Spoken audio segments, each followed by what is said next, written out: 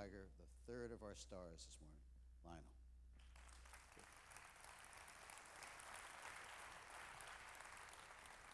First, I want to speak for the Canadian diaspora for just a second. I grew up here, of course, went to school here, and then went to London, and then taught for a while at UBC, and then went to live in New York and work at Rutgers University. And when I received the invitation from Ted City to come to a meeting where Canadians who'd left were not excluded, I had a genuinely warm sense, so desperately warm, in fact, that I hand wrote a note to Moses saying how much I appreciated the gesture, because I think it's rare, actually. I'm afraid that what's happened to Canada is that people who leave are shunned in that old Amish way, in some peculiar and unnecessary manner. I published a book last year on males, and there was an exceptionally toxic and stupid review of it in one of the local papers, I'm not sure which, maybe the Globe or the Post, by somebody who took tremendous exception to my assertion that there were differences between males and females. And this led the reviewer to go into a cavalcade of antipathy to me.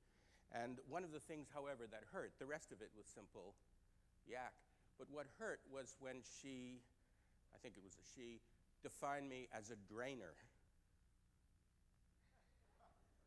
And I had not seen that before, and it seemed to me a heartless way in which to characterize a fellow human being for a start, to characterize an author who was in the book business, as the reviewer presumably was, and also somebody who maybe had to leave Canada for reasons of the law, for who knows.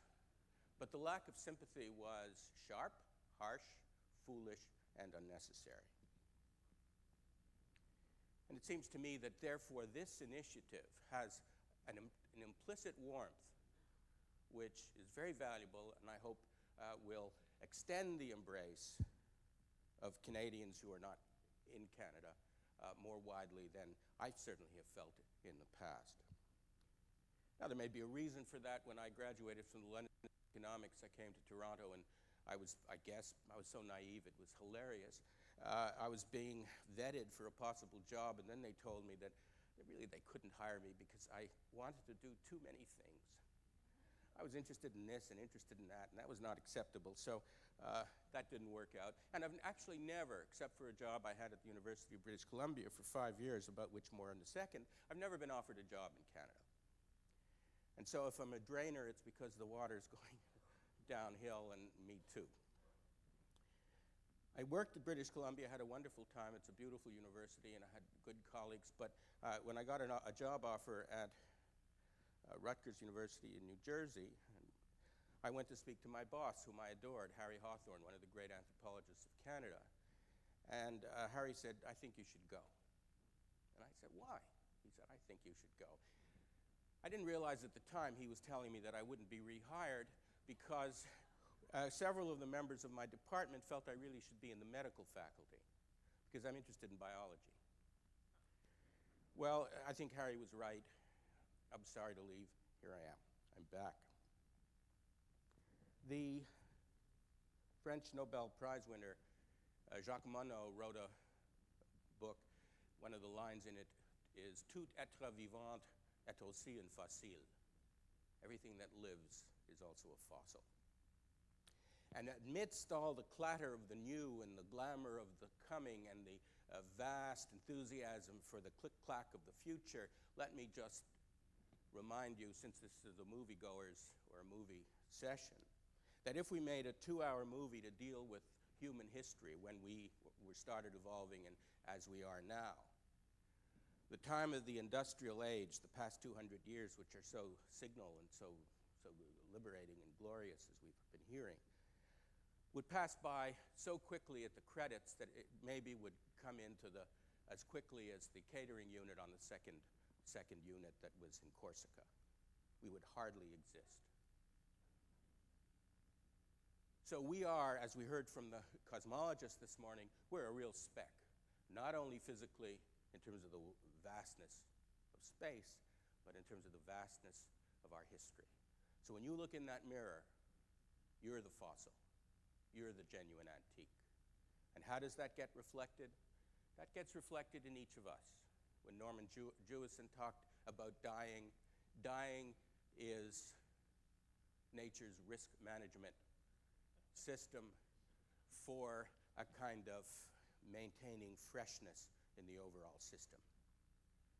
I find myself closer to dying than I was yesterday, as a matter of fact, and I don't really like the whole thing.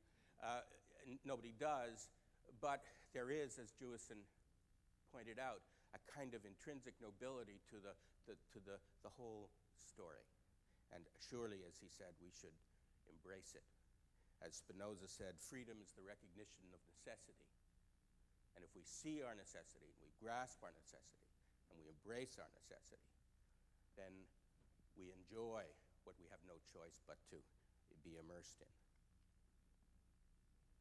Now, I guess I'm here because I've written about human evolution and written about males and females, boys and girls, the history of, in a way, the history of religion. I wrote a book on Optimism, the biology of hope, because I thought that people always thought of biology as a kind of bad thing. It's instincts, grim emotion welling up and causing us to conk each other on the head or to conduct genocide or do all kinds of terrible things. But in fact, I think we have an optimistic side, and we can't actually function without a marginal amount of moderate optimism. I wrote a book on pleasure, which I think is in fact evolutionarily programmed, a book called The Pursuit of Pleasure, because you can't operate a species like ours just on a negative principle. And when Jewison again talked about the wonder of a flower, the brilliance of natural process, he was in fact also saying we have appetites, we have loves, we have affections. We're not just afraid, we're proud. We're not just running, we're running too. And therefore, my sense of our biology, our destiny, is not necessarily bleak and nasty, not this mortal coil, but in fact this travelogue which we're on. Now, it's funny actually being back here. I just remembered, because I glanced at the newspaper this morning and there was a piece by Robert Fulford about McLuhan. And I just flashed back that when I was here, I think sometime shortly after the book came out, I was somewhere with Bob, I don't know where, and he came up to me and he said, look, you got to read this. It was a hardback, actually, of Understanding Media. And maybe I would have heard of it apart from that, but it was that thrill of communication between two people who were craftspeople that he gave to me, which to this day I remember, and I'm finding it very symmetrical that he writes in the paper about how this meeting is a coming to fruition of McLuhan's notion of the importance at the same instant of text and subtext, medium and message. What's my message? Well, my medium is talk, actually. It's all really I do. I'm a talking animal. Occasionally I write. Normally I'm accustomed to having a fair kind, not a script. I don't use scripts, but I have notes. Do that. And I realized I should probably have something prepared here, but given the eccentricity of TED City, or maybe they were just they're trying to save some money, there's no notepaper included in the package. The first conference I've ever been in where there isn't a folder with, legal pad, right. Well, it has the notes in the nice book. I don't want to ruin the nice book. So I was able to scam some notepaper from Sandra Whittleson. Thank you very much, Sandra. She actually, when she saw how pathetically I had organized my talk, she offered me a few more pages. But in fact, I won't use any of them. But it's clear that there's a cumulative quality to this meeting, and one responds to the people in the past. So, for example, Alex Garden's fascinating talk yesterday about images and their importance in allowing us to communicate. I went up to him afterwards, and I said, You better read Charles Darwin's The Expression of the Emotions in Animals and Men, because he did that too, and that was in the 1800s. And he said, quite rightly and adroitly said, yes, but now we have the technology, and exactly right, to do what he was so excited about being able to do, which was to communicate. Darwin had done that. He'd understood that. He was a master impresario of communication, not just human communication, but of course other animals too. And he understood something important, that bodies reflected function. And so the peacock, with that fantastic fan, was not just somehow showing off, but the male peacock actually was doing his best to attract a female who would, for complicated reasons, decide that he was likely to be a good progenitor for her offspring. And so this peacock had this huge, colorful display, which was really to impress the female, the peahen, who's really a dull little chicken and has none of the glory or exuberance of the male. But that's how the system worked. And Darwin understood that how we do sex produces generation. So we're all fossils. Everything that lives is a fossil. The French poet Charles Péguy said, I'll do it in English, everything begins in mysticism and ends in politics. We're maybe a month, 3 months, 6 months, a year away from cracking the genetic code, breaking the genome. This is simply astonishing. And yet, we continue to talk, we continue to feel, we continue to plan as if we're complete free agents. We can do what we like. But we can't. There's that inner program. We heard about statistics. All life is statistical probability. And we are each the victim and the triumphant result of probabilities in the past about climate change, about nutrition, about diet, about our parents, a whole series of things. Well, how can we turn this genome, which will be there, a map, an inner map, how can we turn that into something vivacious and hopeful and at least interesting? And I was trying to figure out how to put this. And I realized that quite a long time ago, we used to think that nature was omnipresent, perfect, and self-correcting. You had some crap, you threw it in the river.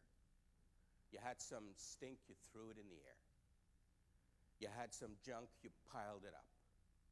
Didn't matter. Nature took care of it. Nature took care of us.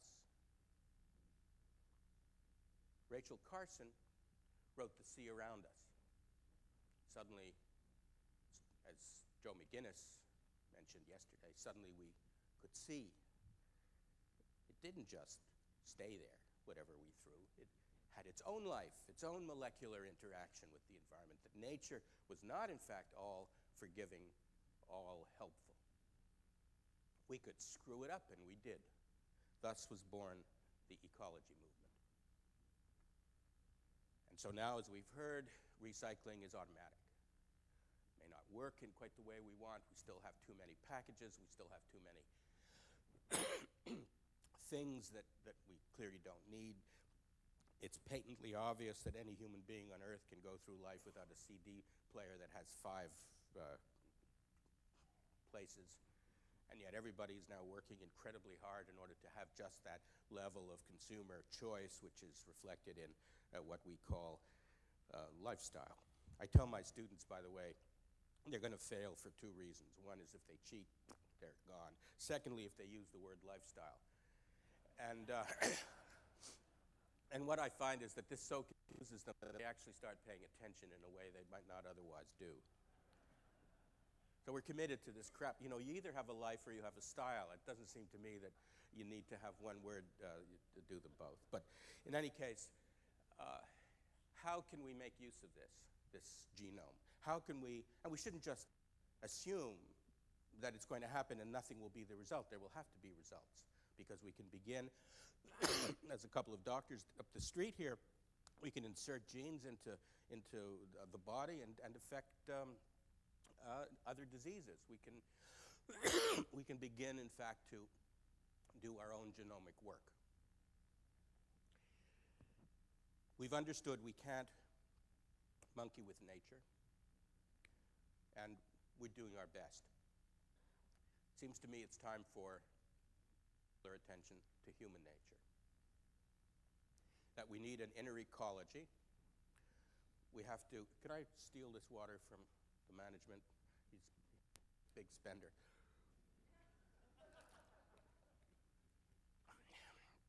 Thank you. That we have to begin looking at human nature again. In Israel, which was called Human Nature and the Quest for Peace, and I was attracted by the fact that I hadn't seen the phrase human nature in a public place in years.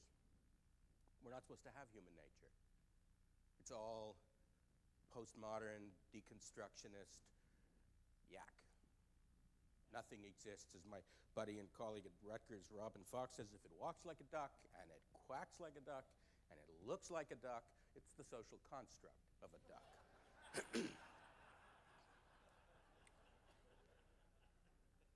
And we have been iterated by a fog of misapplied, anti-empirical, foolish dream state, not ending the movie, just dreamy without point, which has turned the social sciences in some sense into a kind of Thomistic discussion without any God, which is, at least if you're going to be a theologian, have a God, do us the favor.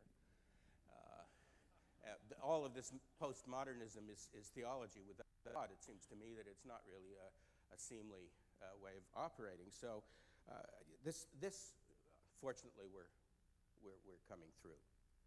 But if you look at any university, U of T, UBC, any university, there are two major faculties always: natural sciences and the social sciences. And the implication, whether you drive yourself to that, is that somehow the social sciences are not about nature.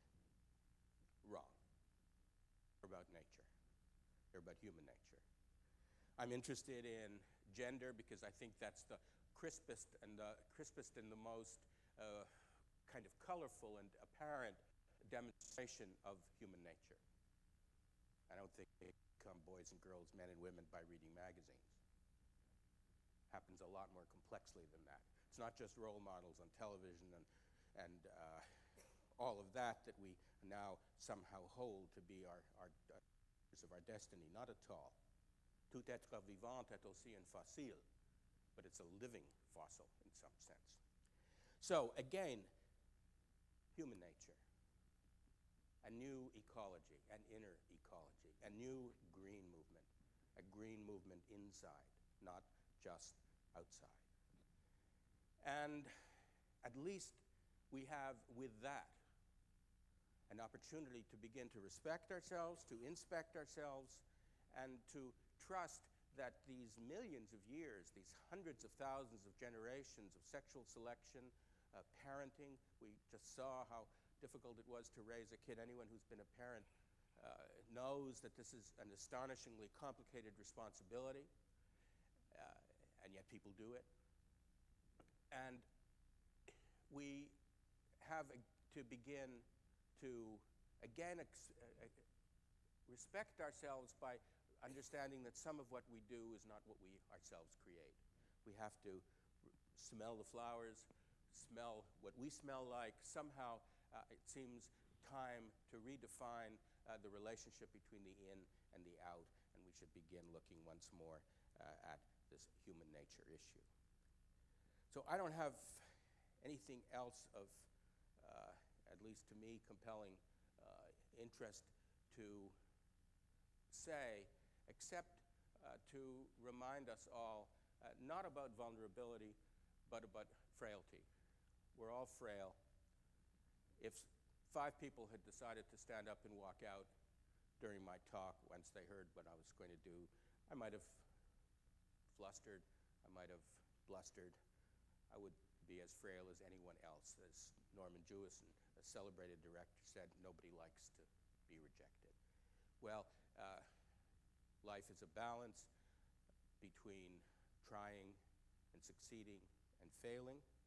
And somehow, again, as a Canadian person back where I was, I would remind you of my first comment, which is that when we leave, we don't leave without a look back.